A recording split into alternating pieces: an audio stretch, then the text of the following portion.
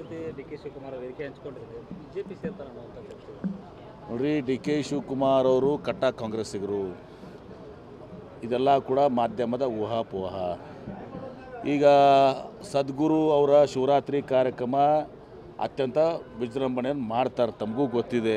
ಕೊಯಂಬತ್ತೂರಿನಲ್ಲಿ ಪ್ರತಿ ವರ್ಷ ಎಲ್ಲ ಸಿನಿಮಾ ತಾರೆಯರನ್ನ ಹಿಡ್ಕೊಂಡು ಎಲ್ಲೆಲ್ಲರನ್ನೂ ದೊಡ್ಡ ದೊಡ್ಡವ್ರನ್ನ ಎಲ್ಲರೂ ಕರೆಸ್ತಾರೆ. ಅಮಿತ್ ಶಾ ಅವ್ರನ್ನ ಕರೆದಿದ್ದಾರೆ, ಡಿ ಕೆ ಶಿವಕುಮಾರ್ ಅವ್ರನ್ನೂ ಕರೆದಿದ್ದಾರೆ.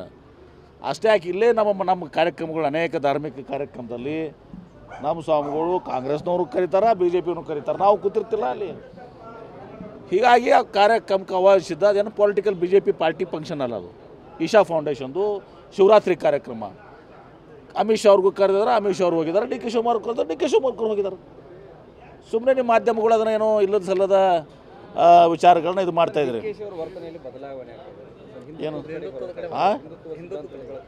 ನೋಡಿ, ಅವ್ರವ್ರ ನಾನು ಹೇಳ್ತೇನಲ್ಲ, ವ್ಯಕ್ತಿ ಸ್ವಾತಂತ್ರ್ಯ ಇದೆ. ಅವರವರ ಇದನ್ನು ಪಾಲನೆ ಮಾಡಲಿಕ್ಕೆ ಅವರಿಗೆ ಅಧಿಕಾರ ಇದೆ. ಪ್ರಜಾಪ್ರಭುತ್ವದಲ್ಲಿ, ಸಂವಿಧಾನದಲ್ಲಿ ಜೈನರಿಗೆ ಅವ್ರದ್ದು ಮಾಡುವಂಥದ್ದಿದೆ, ಸಿಖ್ಖರಿಗೆ ಅವ್ರು ಮಾಡುವಂಥದ್ದಿದೆ, ಲಿಂಗಾಯತರಿಗೆ ನಮ್ಮದು ಮಾಡೋದಿದೆ, ಹಿಂದೂಗಳಿಗೂ ನಮಗೆ ಮಾಡೋದಿದೆ. ಎಲ್ಲರಿಗೂ ಅವರವರ ಧಾರ್ಮಿಕ ವಿಚಾರದಲ್ಲಿ ವ್ಯಕ್ತಿ ಸ್ವಾತಂತ್ರ್ಯ ಇದೆ. ಶಿವಕುಮಾರ್ ಅವರ ವೈಯಕ್ತಿಕ ಇದು, ಅದು ಪಕ್ಷದ ಅದು ಅಲ್ಲ, ಅದು ಅಥವಾ ನನ್ನ ವೈಯಕ್ತಿಕ, ಅದು ಪಕ್ಷದಲ್ಲ.